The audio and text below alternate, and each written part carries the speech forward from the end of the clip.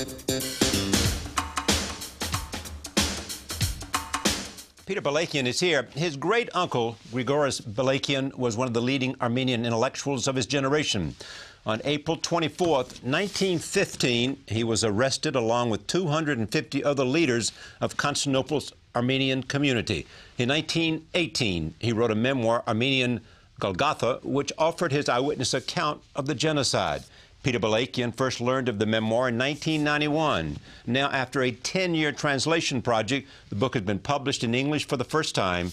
I am pleased to have Peter Balakian back at this table. Welcome. Thank you, Charlie. Good to be here. Great to see you. Great to be here.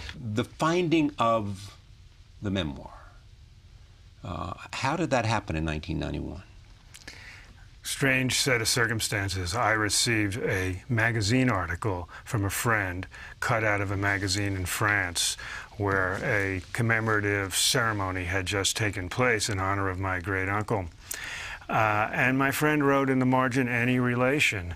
And of course I knew who it was because Grigoris Balakian was an honored ghost in our family. People talked about him with reverence. But they didn't talk about what he had seen in the family, did they? That is the complexity, because the trauma of the Armenian genocide of 1915 was buried in my family, and people would celebrate him as a bishop in the church. They never spoke about this extraordinary memoir that he wrote, 71-chapter memoir that he wrote. But it took you then 10 years.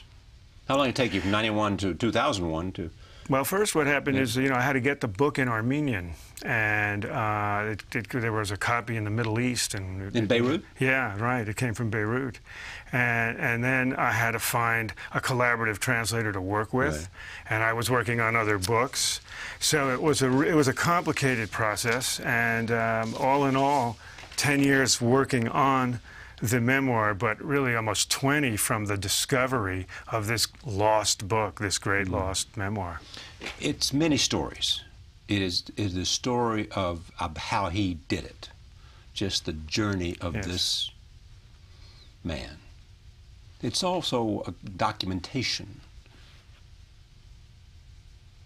of an event in history. And it's also the political story of the denial. Absolutely. Very much this book brings together these layers. I think there's no doubt in the minds of scholars of this history that this is the most comprehensive and complex memoir of the Armenian genocide. I mean, first it has this panorama. It begins in Berlin on the eve of World War I. It takes you then back, and he's observing the outbreak of the war with a very fine eye as an outsider, and he's contextualizing the Armenian genocide through setting up the war. Then we move across Europe to Constantinople and follow him on the night of his arrest of April 24, 1915, along with the other 250 Armenian cultural leaders. And then you're going to go on this journey north and west to this prison 200 miles away called Çankırı, and then you're going to follow him south into the center of Turkey, into the Toros and Amanos mountains, and you're witnessing all the way atrocities and the destruction of the civilization, the destruction of the buildings, of the schools, what Raphael Lemkin noted as an important part of genocide, which is the destruction of a people's culture. So you're witnessing all of this, and at the same time, he is a terrific listener. So you're not only getting his voice, but you're getting all the people he's listening to. And these are Armenian survivors, of course, from little children who find themselves alive in a midst of a pile of corpses and walk away and find this priest wandering in these, horrific landscapes.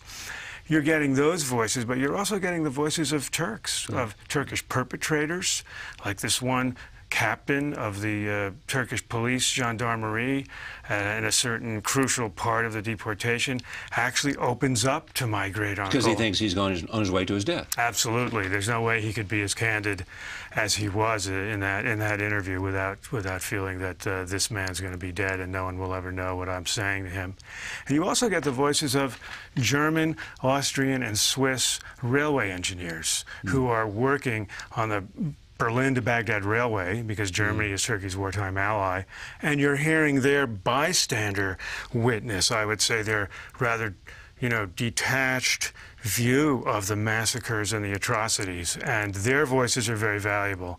You're also hearing righteous Turks, Turkish governors and mid-level administrators and bureaucrats who are appalled at the orders they're receiving from the government head, like Talat Pasha in Constantinople, and actually are trying to warn the Armenians in any way they can. So all of these voices, in my mind, create a memoir of what I would call a polyphonic kind of acoustic.